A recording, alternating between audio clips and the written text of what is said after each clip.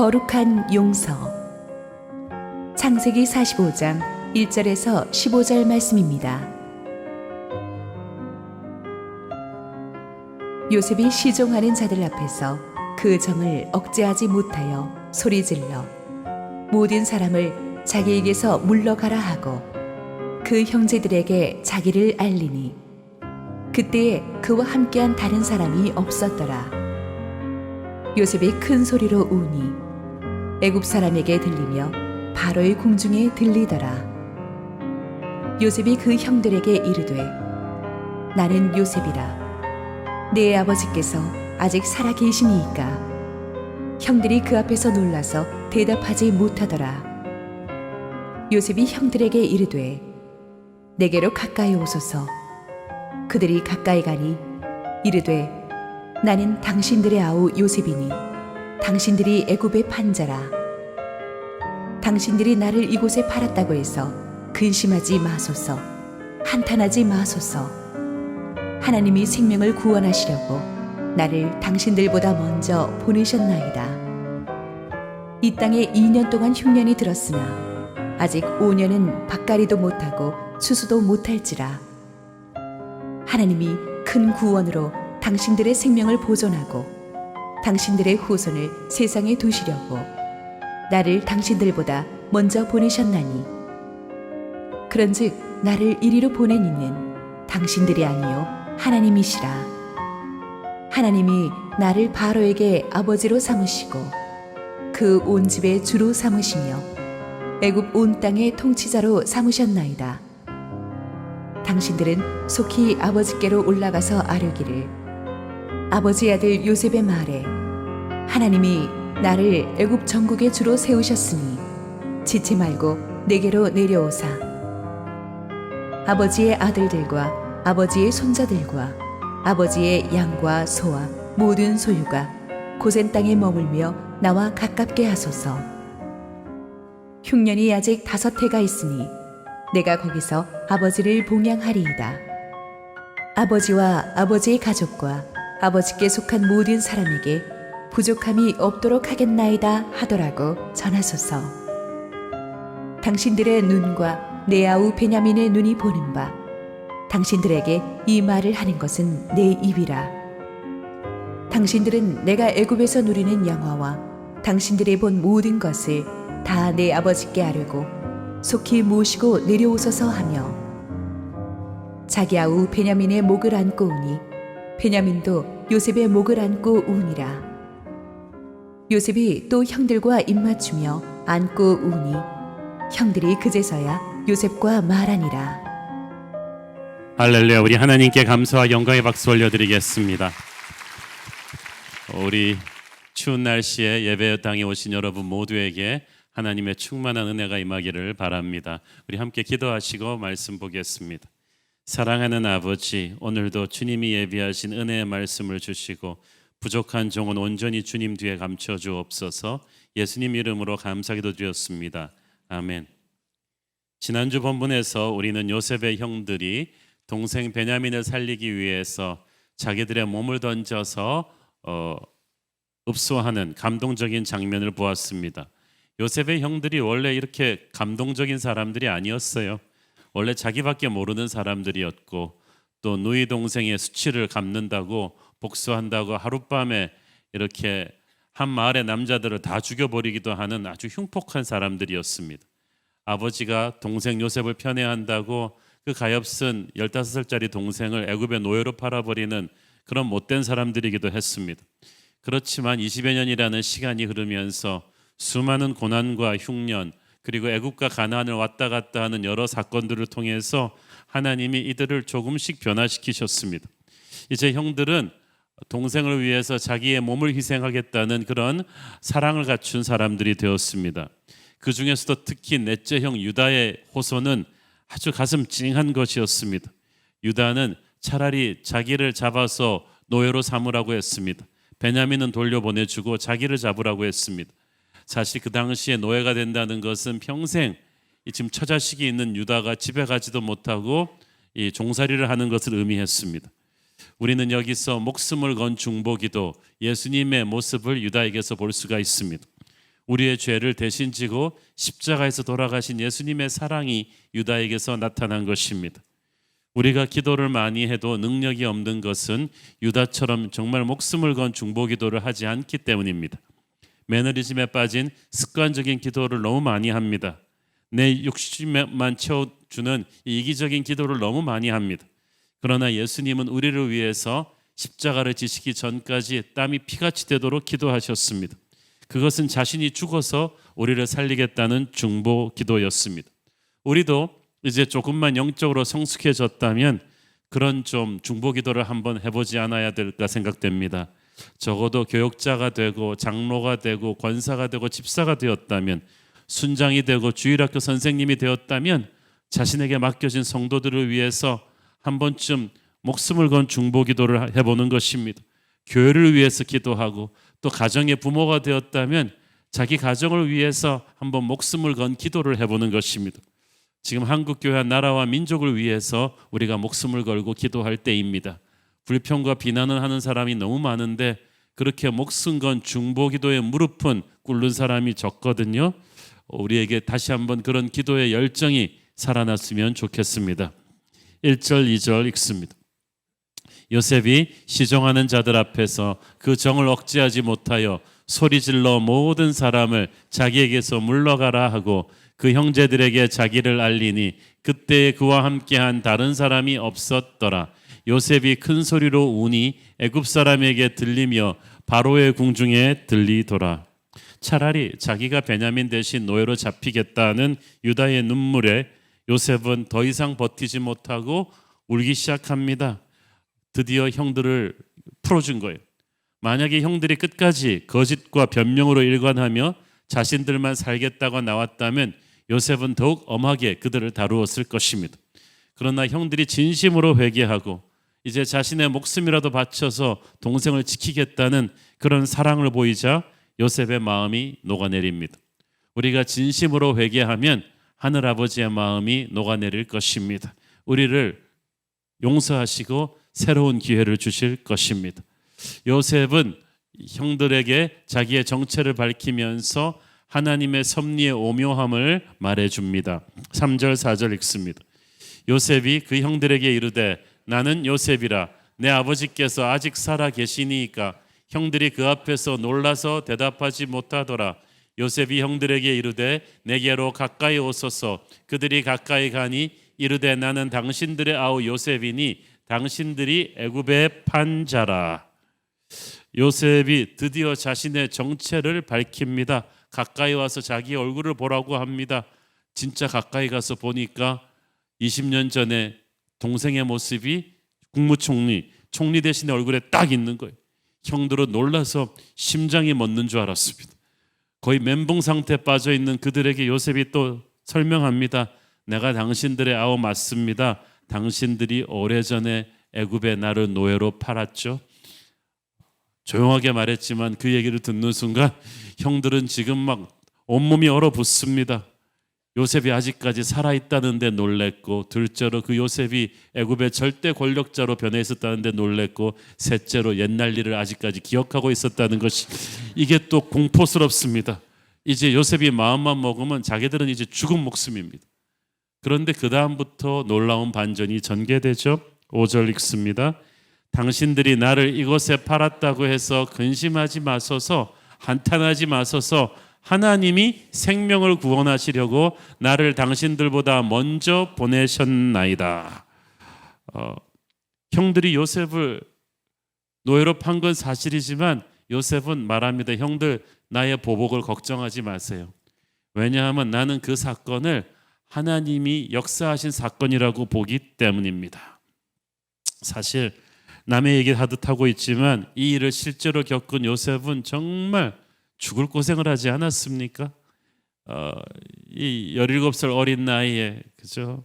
부모 형제 떨어져서 이 이역만리 타국에 노예로 끌려와 가지고 누명 쓰고 감옥살이까지 하면서 10여 년을 죽을 고생을 한 다음에야 총리 대신이 되었어요. 결과는 해피엔딩이었지만 과정은 너무나 힘들었습니다. 하지만 요셉은 그 비참하고 불행한 사건을 하나님의 사건으로 보았습니다. 재앙이요 저주 같은 사건이었지만 하나님의 사건으로 바꾸어 보니까 축복이 되었습니다. 이것이 신앙의 힘입니다. 만약에 하나님이 하셨다는 말을 요셉 본인이 아닌 다른 사람이 했으면 굉장히 약이 올랐을 거예요. 그렇잖아요. 여러분이 인생에 힘든 일이 닥쳤는데 누가 와갖고 위로한답시고 이것도 하나님이 하신 일이죠. 그러면 막 화가 나고 하나님이 너한테나 그런 일을 하기를 바란다 막 그럴 텐데, 이거는 요셉 자신이 한 말이에요. 그것은 자기가 그렇게 믿고 있다는 뜻이죠. 신앙이란 그 누구도 아닌 자기 자신이 하나님의 섭리를 해서 받아들일 수 있는 거예요.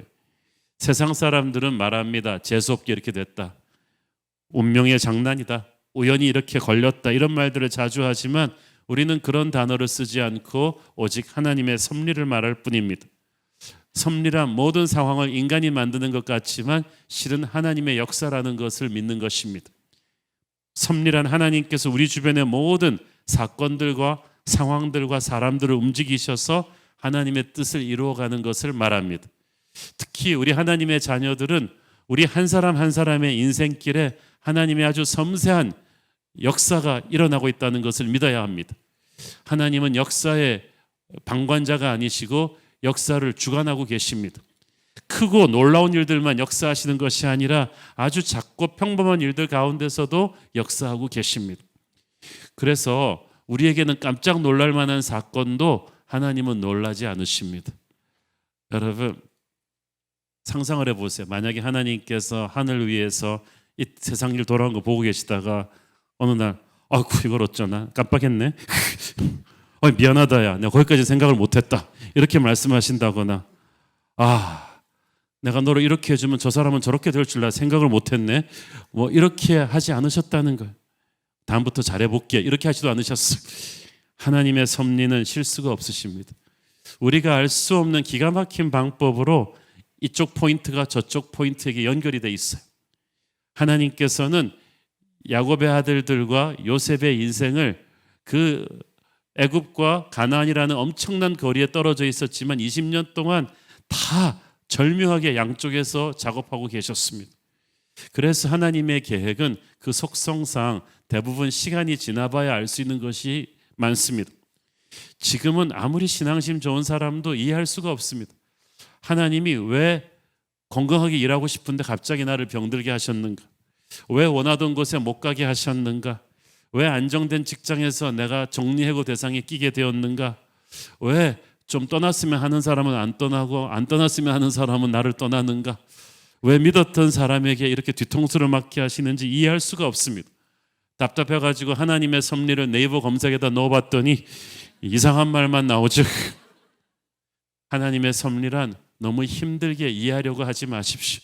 그거는 이해하는 것이 아니라 그냥 받아들이는 거예요. 우리는 바람의 흐름을 이해할 수가 없이 그냥 받아들이듯이 하나님의 섭리는 우리의 상식과 육감을 뛰어넘습니다. 그래서 말씀과 기도로 주님과 동행하면서 영적인 내공이 깊어져야만 됩니다. 그러면 세월이 가면서 서서히 무릎을 치면서 깨닫게 되는 것이 하나님의 섭리입니다. 세월이 가면서 영적인 내공이 깊어지면서 인생의 미스터리 같은 퍼즐 조각들이 꿰어 맞춰지는 거예요. 요셉의 스토리를 보십시오. 이것은 상식적으로 이해할 수 없는 고난의 연속이었어요. 그런데 그걸 통해서 요셉도 변하고 형들도 변하고 야곱도 변했어요. 공통점 뭐가 변했냐? 다 영적으로 철이 들었어요. 성숙해졌습니다. 포기하는 법을 배웠습니다. 내려놓는 법을 배웠어요. 희생하는 법을 조금씩 배우기 시작했습니다. 우리가 혈기왕성할 땐 이런 걸 배울 수가 없어요. 똑똑한 척하고 힘이 있을 때는 섭리가 보이질 않아요. 뭐 인생이 거침없이 다 내 마음대로 되는 것 같습니다. 그러나 내가 이해할 수 없는 고난의 파도에 이리 치이고 저리 치이다 보면 그래서 내가 소중히 여기던 것들이 썰물처럼 빠져나가는 것을 겪고 나면은 달라져요. 나중에는 하나님이 왜 내게 이런 시련을 주시고 나를 낮추시는지를 조금씩 감을 잡아가기 시작합니다. 믿음의 사람들은 하루하루 이 영적인 섭리의 비밀을 깨달아가는 사람입니다. 나의 계획이 가득 차 있는데 하나님의 계획이 옆에 있어도 잘 보이지가 않아요. 그래서 별은 항상 있는데 밤에만 보이듯이 나의 계획이 새까매져야 돼요. 무너지고 깨어질 때 우리는 하나님의 섭리를 그때부터 깨달아가는 것입니다. 영적으로 철이 드는 거죠. 이해할 수 없는 억울한 일을, 분한 일을 겪을 때 여러분 낙담하지 마십시오. 이 사건을 통해서 하나님의 놀라운 역사가 내게, 내 주위에 이루어지고 있음을 믿으십시오. 그리스도 안에서 풍성한 삶을 누리기를 원한다면 우리는 자신의 인생을 섭리의 눈으로 볼 수 있어야만 됩니다. 하나님의 섭리를 이해하는 데 있어서 중요한 것은 하나님이 우리에게 보여주시는 것만큼만 볼 수 있다는 거예요. 섭리는 우리의 노력과 연구로 볼 수 있는 것이 아니고 하나님께서 보여주시는 것만큼 볼 수 있는데, 마치 자녀가 아직 어릴 때는 부모가 모든 것을 다 설명해 주지 않는 것처럼, 아니 설명해 줄 수 없는 것처럼, 하나님께서 우리가 영적으로 어느 수준에 갈 때까지는 설명해 줄 수 없는 것이 너무 많아요. 그저 우리가 하나님을 신뢰하고 한 걸음씩 따라오기를 원하십니다. 그러므로 하나님의 섭리가 우리의 삶에 이루어지기 위해서 가장 중요한 것은 믿음입니다. 믿음이 없이는 하나님을 기쁘시게 할 수가 없다고 했어요. 요셉은 이해할 수 없는 상황 속에서 하나님을 끊임없이 믿어야만 했습니다. 가장 가까운 사람들에게 배신당한 그 트라우마를, 형들에게 배신당하고 나서 요셉이 세상 누구를 믿을 수가 있었겠습니까? 노예로 팔리고 죄수로 떨어지고 하는 뜻밖의 상황들이 계속 휘몰아치는데도 하나님을 믿기 때문에 요셉은 포기하지 않습니다. 그리고 날마다 그 억울한 하루하루를 살아냈습니다. 우리도 그렇게 해야만 합니다. 실수가 없으신 하나님께서 나는 이해할 수가 없지만 어찌됐든 축복의 땅으로 내 인생을 전진시키고 있다는 것을 믿어야 되는 것입니다. 그래서 믿음의 사람은 아침에 일어날 때마다 하나님을 기대하라를 선포하면서 삽니다. 하나님을 기대했을 때 내가 기대했던 좋은 일들이 항상 일어나는 건 아닙니다. 기대치 않았던 힘든 일이 일어날 수도 있지만 섭리를 믿는 사람은 이 모든 힘든 사건도 궁극적으로는 축복이 될 거라는 것을 믿습니다. 그래서 믿음이 있으면 좋은 일이 생겨도, 믿음이 없으면 좋은 일이 생겨도 막 불안해하고 답답해합니다. 그러나 믿음이 있으면 나쁜 일이 생겨도 소망을 가지고 살 수가 있습니다. 내게 일어나는 모든 사건들이 하나님의 손에서 어떻게든 큰 그림 속에 쓰임받을 것을 믿기 때문이죠. 여러분, 그림을 그리면서 어떻게 검은 물감을 안 쓰겠어요? 그러나 우리는 검은 물감을 싫어합니다. 고난과 힘든 일을 싫어합니다만은 그 또한 하나님의 위대한 큰 그림 속에 쓰임받을 하나의 물감이라는 것을 믿고 기다려야만 됩니다. 섭리를 믿는 사람에게는 그래서 시련은 있어도 절망은 없는 것입니다. 요셉은 그 섭리의 큰 그림을 믿고 있는 사람이기 때문에 용서할 수가 있었습니다. 요셉은 비전의 사람으로 알려져 있지만 그 비전을 비전으로 만든 것은 요셉의 거룩한 용서였고, 그 용서는 그리스도의 사랑에 기초한 것이었습니다. 14절 15절 읽으십시오. 자기 아우 베냐민의 목을 안고 우니 베냐민도 요셉의 목을 안고 우니라. 요셉이 또 형들과 입맞추며 안고 우니 형들이 그제서야 요셉과 말하니라. 드디어 요셉과 형들이 끌어안고 서로 울기 시작하는데 요셉이 먼저 내려가서 형들을 안아주니까 형들도 그제서야 요셉과 말하기 시작했습니다. 요셉은 피해자고 형들은 가해자입니다. 하지만 요셉에게는 힘이 있고 형들에게는 없습니다. 힘이 있는 피해자가 힘이 없는 가해자를 용서하는 게 그게 진짜 용서예요. 요셉이 먼저 푸니까 형들이 풀지, 그렇지 않고서 어떻게 이 화해가 이루어지겠습니까? 요셉이 먼저 이 용서를 주도함으로써 야곱 가정의 놀라운 축복의 역사가 시작될 수 있는 것입니다. 요셉의 용서, 정말 용서할 수 없는 형들을 용서하지 않았습니까? 그것이 은혜입니다. 용서할 수 없는 자를 용서하기 때문에 은혜죠. 우리는 이 요셉의 용서에서 우리를 용서하신 그리스도의 용서를 볼 수 있습니다.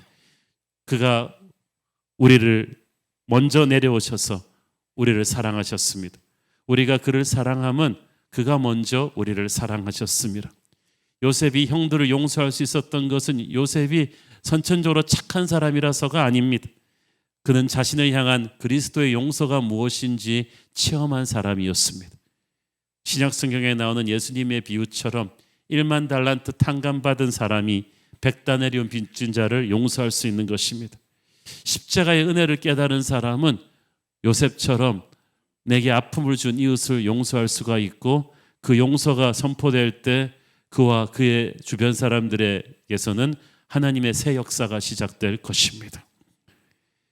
지금도 요셉 같은 거룩한 용서를 하는 사람들이 있습니다. 2달 전에 미국 텍사스주 달라스의 지방법원 법정에서 놀라운 일이 일어났습니다. 18살밖에 안 되는 흑인 청년 브렌트 진이 전 미국 사람들을 울렸습니다. 왜냐하면 그가 자기의 친형 보톰을 총으로 쏴 죽인 백인 여자 경찰 앰버 가이거를 용서해 주었기 때문입니다. 이 사건은 달라스 지역에 큰 센세이션을 일으켰는데 사건의 정황은 이렇습니다. 이 백인 여자 경찰 앰버가 어느 날 퇴근해서 자기가 사는 집 아파트로 돌아왔는데 글쎄 저녁 때 돌아왔는데 아파트 문이 열려 있는 거예요. 그래가지고 그리고 안에서 TV 소리가 들려요. 그래가지고 놀래갖고 이 백인 여자 경찰 앰버가 권총을 딱 빼들고 안전장치를 풀고 강도가 들었나 싶어서 안으로 들어왔는데 실은 이게 자기 집이 아니었어요. 자기 집은 3층이었는데 이 아가씨가 그냥 자기 남자친구랑 휴대폰 문자 메시지를 주고받느라고 정신이 없어가지고 한 층 더 올라가가지고 4층에 있는 남의 집으로 잘못 들어간 거예요. 그런데 아주 적반하장이라고 자기가 잘못 들어가 놓고 자기 집에 강도가 들어왔다고 착각을 한 거예요.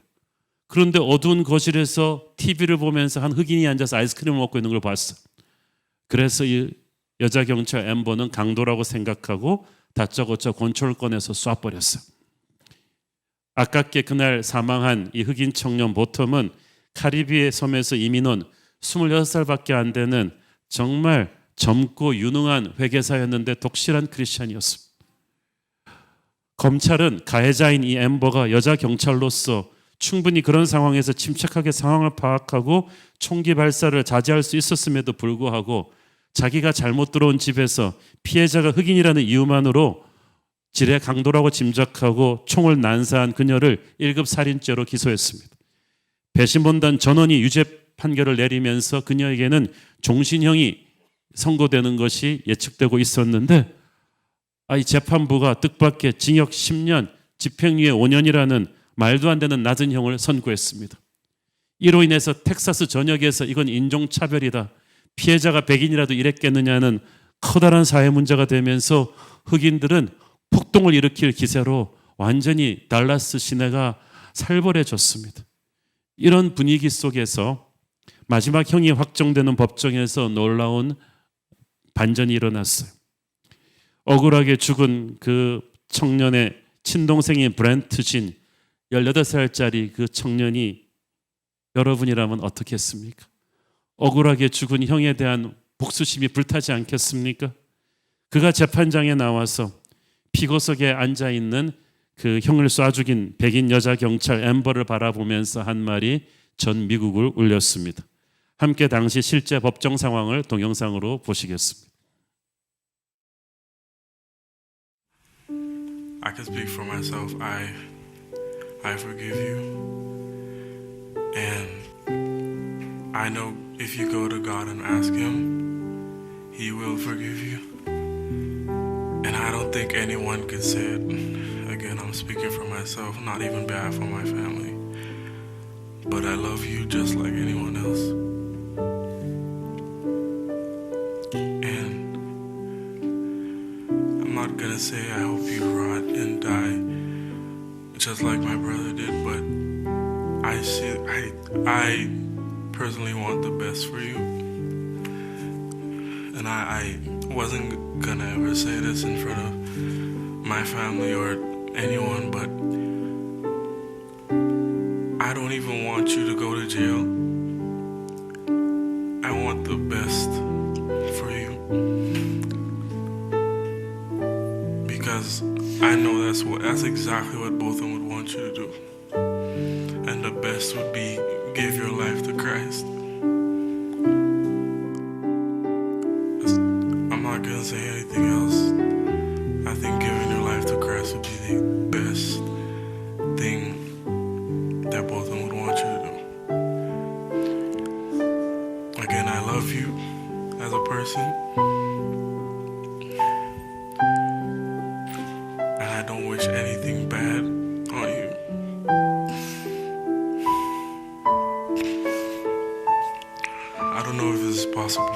Can, can I give her a hug, please? Please? Yes.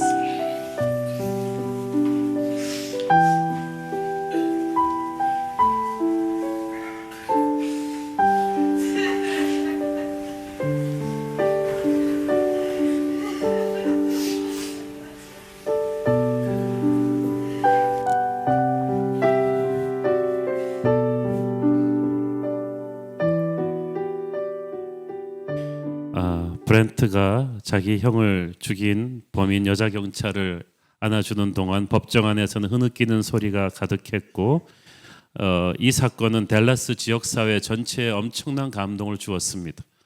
엄청난 마틴 루터 킹 주니어 목사님의 암살 때와 비슷하게 인종 간의 갈등과 폭동으로 이어질 수 있었던 상황이 예수님의 영으로 가해자를 용서한 이 브렌트 진에 의해서 새롭게 반전이 되었습니다. 요셉이 바로 이 브렌트 진 같은 사람이었죠. 예수 그리스도의 사랑을 아는 사람이었기 때문에 자기를 노예로 팔아넘긴 형들을 용서할 수 있었습니다. 우리가 착해서 용서한다기보다는 하나님이 주시는 은혜의 힘으로 하는 것입니다. 요셉이 상처를 많이 받았지만 자기에게 상처를 준 사람을 성령의 능력으로 용서하는 사람이었습니다. 사랑하는 성도 여러분, 이제 2019년을 마무리하면서 제가 여러분에게 도전하고 싶은 것은 지금 여러분의 마음속에 아직도 여러분에게 상처를 준 그 어떤 누군가를 용서하지 못하고 있는 마음이 있다면 이 시간 예수님의 힘으로 용서하기로 결단하지 않으시겠습니까? 그때부터 여러분은 자유하게 될 것입니다. 그때부터 여러분은 이 시대의 요셉이 될 것입니다. 요셉의 용서는, 예수님의 용서는 자신만 살린 것이 아니라 형들을 살렸고 민족의 운명을 바꾸는 축복의 물꼬를 텄습니다. 요셉이 형들에게 야곱 가족 전체와 가축들까지 다 애굽으로 데리고 오라고 합니다. 요셉은 형들한테, 아버지한테 가서 지난 죄를 이실직고 하라고 몰아붙이지 않습니다. 요셉은 형들이 더 이상 상처받는 것을 원하지 않았습니다. 야곱도 놀라겠지만은 축복의 이 좋은 소식이 상처보다 더 크니까 괜찮습니다. 은혜의 힘은 항상 죄의 힘보다 더 큽니다. 요셉의 사람, 우리가 아는 이 비전의 사람으로 만든 것은 그가 예수님의 용서를 실천했기 때문이고, 그가 용서를 결단함으로 인해서 하나님께서는 그를 위해 예비된 축복의 물꼬를 마음 놓고 열어줄 수가 있었습니다. 저는 저와 여러분에게도 그런 축복이 일어날 줄을 믿습니다. 요셉이 용서할 수 있었던 것은 또한 그가 하나님의 크신 섭리, 크신 계획을 이해하고 있는 사람이었기 때문입니다. 6절 읽습니다. 이 땅에 2년 동안 흉년이 들었으나 아직 5년은 밭갈이도 못하고 추수도 못할지라. 형들은 이 지독한 흉년이 5년이나 더 계속될 것이라는 사실을 전혀 모르고 있었어요. 성령 충만한 요셉이 알고 있었어요. 우리가 성령 충만하지 않으면 우리는 결코 다가올 미래를 하나님이 어떻게 섭리하실지 모릅니다. 전혀 감도 못 잡고 있다가 넘어질 수도 있습니다. 그러나 하나님의 사람 요셉을 통해서 형들은 다가올 재앙을 감지하고 축복의 땅으로 옮겨올 수가 있게 됩니다. 우리가 예수님을 만나기 전까지는, 예수님의 용서를 체험하기 전까지는 영적으로 캄캄한 인생을 살았습니다. 시야가 어두워가지고 앞날에 어떤 재앙이 기다리는지도 모르는 그런 무지한 삶을 살았습니다. 그러나 예수님의 용서를 체험하고 나서, 예수님을 믿고 나서는 성령께서 우리 안에 계셔서 우리의 앞길을 인도해 주십니다. 우리는 미련하게 하루하루 간신히 버티는 자가 아니고 성령 안에서 영적으로 깨어서 시대를 분별하는 자로 살아갈 것입니다.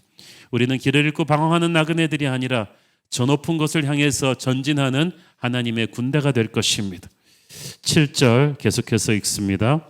하나님이 큰 구원으로 당신들의 생명을 보존하고 당신들의 후손을 세상에 두시려고 나를 당신들보다 먼저 보내셨나니. 그러니까 요셉이 성령의 시각으로 자기의 인생을 향한 하나님의 계획이 얼마나 큰지를 알아낸 거예요. 큰 구원입니다. 하나님은 큰 구원을 계획하고 계셨어요. 작은 구원은 단순히 야곱 일족을 흉년으로부터 구해내는 거지만 큰 구원은 그들의 후손을 세상에 두시려고 이렇게 데려온 이 야곱의 12아들들을 통해서 이스라엘 12지파의 선조들이 되게 해서 훗날 200만이 넘는 강하고 아름다운 하나님의 백성을 세우게 하려는 그 큰 축복의 시작으로 요셉을 사용하신 거예요. 그래서 요셉이 그 하나님의 계획을 위해서 먼저 이민 보내진 거라는 거예요. 사랑하는 여러분, 하나님의 장기파는 항상 우리가 생각하는 것보다 스케일이 크십니다. 하나님께서는 단순히 우리 가족 잘 먹고 잘 사는 것이 아니라 민족과 열방을 살리는 불쏘시개로 우리를 쓰실 줄 믿습니다. 그 원대한 계획을 위해서 우리 개인의 성공은 하나님의 작은 과정으로 방편으로 사용하시는 거예요. 8절 읽습니다. 그런즉 나를 이리로 보낸 이는 당신들이 아니요 하나님이시라. 하나님이 나를 바로에게 아버지로 삼으시고 그 온 집의 주로 삼으시며 애굽 온 땅의 통치자로 삼으셨나이다. 하나님의 섭리를 믿는 사람은요 항상 인생에서 주어가 하나님입니다. 자기는 항상 수동태고 주어가 항상 하나님이에요. 요셉은 자기가 잘나서 자기 노력으로 애굽 총리 대신이 된 게 아니라는 걸 알고 있었어요. 하나님의 크신 은혜로 자기에게 그런 높은 자리를 주신 거예요. 여러분이 누리고 있는 돈, 학벌, 명예, 성공은 다 하나님이 거룩한 목적을 위해서 주신 것입니다. 그게 끝이 아니라 과정입니다. 그러므로 성공했다고 교만하지 말고 하나님의 크신 목적을 분별해야만 합니다. 우리는 고난이 오면 하나님이 실수하신 것이고 성공이 오면 하나님의 섭리라고 생각합니다. 그러나 그렇지 않습니다. 여러분의 고난도 성공도 다 하나님의 섭리가 있는 줄을 믿습니다. 그러므로 고난 가운데서 절망하지 말고 성공 가운데서 교만하지 말기를 바랍니다. 세상 사람들은 영의 눈이 없으니까 완전히 육의 눈으로 인생을 해석하죠. 그러다 보니까 받은 만큼 되돌려주고 상처를 주고받는 이런 안타까운 악의 사이클이 끊이질 않습니다. 그러나 하나님의 사람은 영의 눈으로 해석을 하니까 자기한테 조금 힘들고 어려운 일이 일어나도 궁극적으로는 선한 목적을 위해서 쓰임받을 줄을 믿어요. 지금 좀 검은 물감이 튀었지만 이 물감마저도 마스터 화가이신 하나님의 손에서 아름다운 큰 그림에 쓰임받을 걸 믿는 거예요. 그러니까 불평하거나 원망하지 않아요. 그것이 요셉입니다. 요셉이 형들을 용서할 수 있었던 것은 자신의 고난을 형들의 악행으로만 보지 않고 하나님이 허락하신 일이라고 해석했기 때문이에요. 그러니까 요셉이 많은 사람들한테 상처를 받았지만 그들을 원망하고 저주하는 데 인생을 허비하지 않았어요. 오히려 선하신 하나님을 믿고 기대했습니다. 여러분의 힘을 쓸데없는 데 허비하지 마십시오. 분노와 미움에 허비하기에는 우리의 인생이 너무나 소중합니다. 요셉은 분노의 힘으로 살지 않고 믿음의 힘으로 살았어요. 몽테크리스토 백작은 복수를 위해서 그 힘으로 살았지만 요셉은 비전을 붙잡고 갔습니다. 그래서 억울한 시련 속에서도 요셉은 정직했고 성실했고 희망을 잃지 않았어요. 결국 하나님의 은혜로 세상 최고의 명예와 부를 얻었지만 그 또한 복수의 도구로 사용하지 않았습니다. 사랑하는 여러분, 저는 여러분들 가슴에 상처가 남아있지 않기를 바랍니다. 여러분 많이 힘들었죠. 그러나 상처를 남겨두지 마십시오. 요셉은 충분히 트라우마가 될 만한 상처를 많이 받았지만 성령의 사람이니까 이 원한을 품지 않았어요. 이해할 수 없는 하나님의 높은 섭리를 믿으니까 어떤 힘든 일을 만나도 침착하고 지혜로웠습니다. 형들은 조금만 힘들어지면 막 패닉을 하고 불행해졌는데 요셉은 그렇지 않았어요. 비전의 사람은 높은 비행기에서 인생을 보는 사람이에요. 땅에서 보는 사람이랑 보는 시각이 완전히 달라요. 우리는 나쁜 일, 좋은 일, 힘든 일, 슬픈 일, 기쁜 일을 하나님이 다 섞으셔서 마침내 위대한 그림을 만들어낼 것을 믿고 살아갑니다. 그러니까 요셉이 비전의 사람인데 비전은 어떻게 보면 영적인 집중력이에요. 이것이 왜 중요하냐? 여러분의 인생에서 시선을 어디에 두는가가 중요합니다. 우리가 체육관에서 러닝머신을 뛸 때 막 뛰는 게 좀 힘들고 좀 지루하고 그럴 때가 있잖아요. 그래서 요새는 러닝머신 앞에마다 TV 모니터를 다 달아놨잖아요. 저도 그 TV 모니터를 잘 사용합니다. 여러분 생각에는 제가 기독교 방송만 볼 것 같겠지만 저는 뛰면서는 주로 스포츠를 봅니다. 그래서 축구, 야구, 배구 열심히 보다 보면 그걸 왜 보느냐 하면은 뛰기는 뛰어야 되는데 그 뛰는 것의 힘과 지침과 단조로움을 이 스크린을 보면서 잊어버리는 거예요. 영적인 집중력도 비슷한 거예요. 우리가 밥을 먹든 일을 하건 스트레스 받는 회의를 하건 그 어떤 상황 속에서도 우리의 시선을 하나님에게 맞추고 뛰는 것입니다. 모든 시선을 주님께 맞추고 가는 것. 그래서 현실의 어려움을 극복하는 것이 바로 요셉의 라이프스타일이에요. 창세기에서 요셉의 스토리를 보면 그는 하나님께서 항상 요셉과 함께 하셨다는 말이 나오죠. 그 말은 요셉이 하나님과 항상 함께 했다는 말이에요. 요셉은 항상 러닝머신에서 하나님께 시선을 고정시키고 있었습니다. 그래서 그는 비전의 사람입니다. 그 영적인 순결이 완전함을 의미하는 게 아니라 집중력이에요. 집중력은 흔들리고 쓰러지고 넘어져도 변함없이 하나님에게 시선을 고정시키는 것입니다. 그것이 요셉이었습니다. 그러니까 요셉은 상황에 휘둘리지 않고 상황을 주도합니다. 요셉은 정말 악조건 속에서 애굽에서 일어난 사람이에요.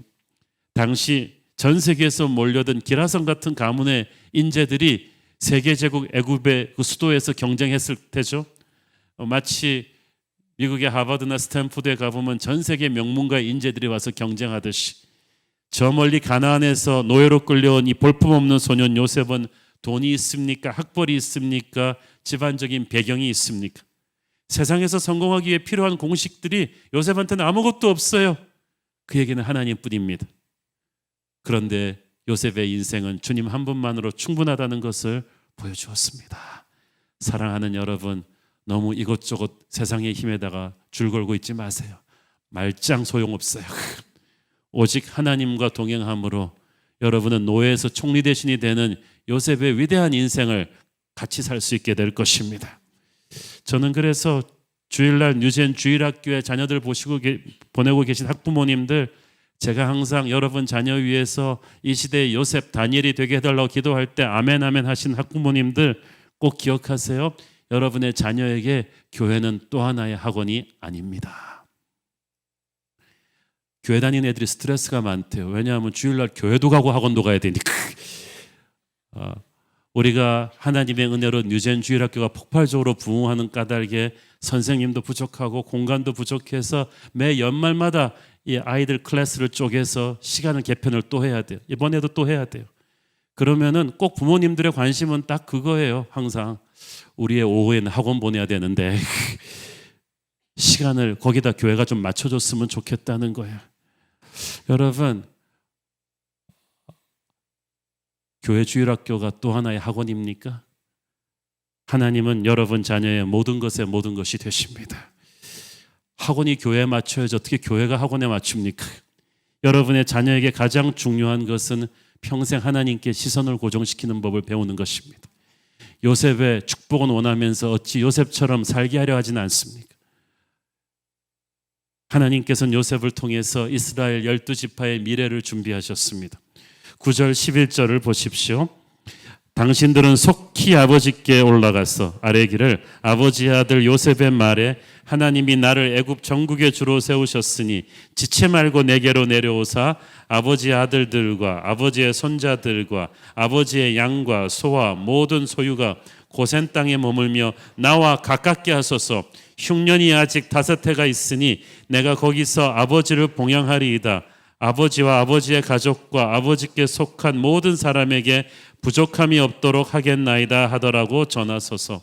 이걸 그냥 얼핏 보면은 자식 하나 잘 둬가지고 온 가족이 이제 발 뻗고 호강하며 살게 생겼으니까 참 해피엔딩이다. 그렇게만 생각하기 쉽지만 여기에는 더 깊은 의미가 있습니다. 요셉은 야곱의 일가 전체를 애굽으로 데려와서 기근을 면하고 풍성하게 살게 하려고 하나님이 자신을 세우셨다고 선포하고 있습니다. 어린 시절 집안의 끝에서 두 번째 아들이었던 요셉이 이제는 야곱 가문 전체를 책임지게 되는 거예요. 그러니까 인간적인 서열이 중요하지 않아요. 아브라함의 하나님, 이삭의 하나님, 야곱의 하나님이 이제는 요셉의 하나님이 돼서 움직이시는데 이게 단순히 야곱의 일가 70명의 문제가 아니라 이들을 중심으로 이스라엘 12지파가 형성돼서 400년 뒤에는 200만이 넘는 하나님의 백성 이스라엘의 건국이 준비가 되는 거예요. 그러니까 여러분, 여러분의 인생이 여러분만의 인생이 아니에요. 여러분 자녀의 인생이 그 아이만을 위한 인생이 아니에요. 그 아이는 축복의 종착역이 아니라 축복의 통로가 될 것입니다. 그것을 선포하셔야 돼요. 요셉 한 사람으로 인해서 야곱 가문의 운명이 바뀌고 장차 태어날 이스라엘 나라의 운명이 바뀝니다. 재앙에서 축복으로 바뀌는 거예요. 여러분 지금 자라나고 있는 우리 뉴젠 주일학교 아이들 한 명이 바로 우리 나라의 운명을 바꿀 줄 믿습니까? 하나님께서 그래서 저와 여러분을 축복하십니다. 우리를 통해서 우리의 자녀와 주변 사람들을 다 축복받게 하셔서 나중에는 한국 교회와 이 나라와 민족의 운명까지 바뀌실 줄을 믿는 것입니다. 그래서 우리는 하나님의 언약 안에 있는 축복의 통로입니다. 내년도 특세 제목이 이 나라를 새롭게입니다. 많은 사람들이 나라와 민족을 위해서 기도하면서 별 믿음을 갖지 않고 기도하는데요. 여러분 믿음을 가지세요. 하나님은 이 나라를 버리지 않으실 것입니다. 왜냐하면 마지막 시대에 이스라엘은 콩알같이 작은 나라지만 이스라엘을 통해서 열방에 복음을 전하셨듯이 한국은 콩알같이 작은 나라이지만 이 민족은 세계에 가장 많은 선교사를 보내는 지상명령을 완송할 수 있는 서구와 동양을 이어줄 수 있는 하나님의 마지막 선교사 국가가 될 것입니다. 지금 그래서 우리나라가 여러 문제가 많지만 하나님의 징계의 시간을 잘 버티고 나면 우리는 요셉처럼 쓰임받는 나라와 민족이 될 줄로 믿습니다. 그 구심점에 기도하는 우리가 있습니다. 내년에도 우리를 통해 행하실 하나님의 역사를 기대합시다. 기도하겠습니다. 주님 은혜를 감사합니다. 요셉의 거룩한 용서를 통해서 요셉의 놀라운 영적인 시야를 통해서 하나님께서 살아계신 하나님임을 보여주었습니다. 우리가 이 시대의 요셉이 되기를 원합니다. 주님 모든 시선을 주님께 고정시킵니다. 예수님 이름으로 기도했습니다. 아멘.